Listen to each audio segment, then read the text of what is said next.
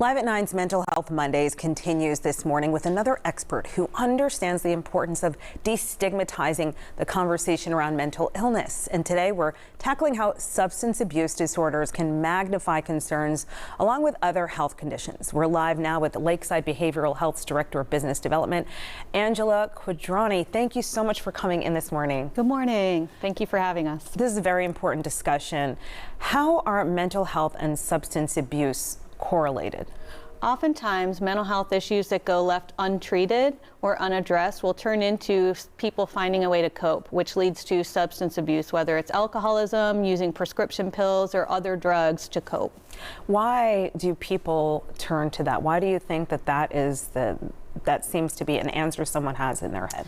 I think a lot of times it's a private thing people can do until it becomes public, such as alcoholism leading to a DUI, or maybe sometimes people have an accident in their prescribed medication, such as an opiate, where they end up using too much of the opiate and thus become addicted.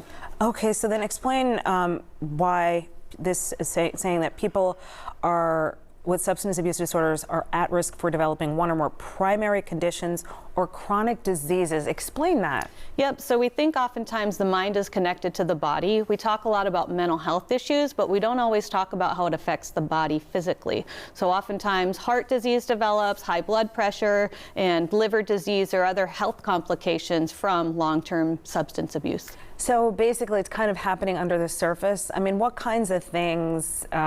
So it's just you're almost kind of just degenerating from the inside in a sense. And oftentimes it's a slow process. So people don't think to, if they're having high blood pressure, to ask their doctor about how substance abuse or even medication might be affecting their body. There was, it was a Netflix documentary about a woman who was drinking, and they showed every stage of what was happening inside, and then you started to see the skin, and then it was just a very interesting. I get so stuck on those Netflix documentaries, but that was actually true because they verified it. But anyway, so talk to me about the stigma surrounding health and substance abuse. Yep. Oftentimes people don't know where to go to get help, or they might be ashamed to get help. And I think it's time to start breaking the barriers about asking for help for substance abuse.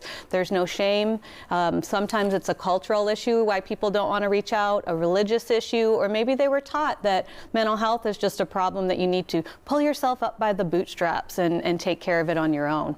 But we encourage people at Lakeside to get the help that they need, and it's a lot of courage to step out and say, I need help for this issue.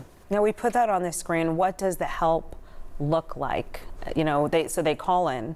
Yep, so help can look like a lot of different things, everything from talking to your primary care doctor. At Lakeside, we're a 24/7 psych hospital, so we do assessments day in and day out. We can talk to you about what's going on with you. We do what's called a full biopsychosocial assessment. You can call into our hotline, you can call me directly, and just tell us what's going on with you. Insurance covered? We do cover insurance. All right. Angela Quadrani, thank you so much for joining us and helping us to bring answers to people who have needs. All right.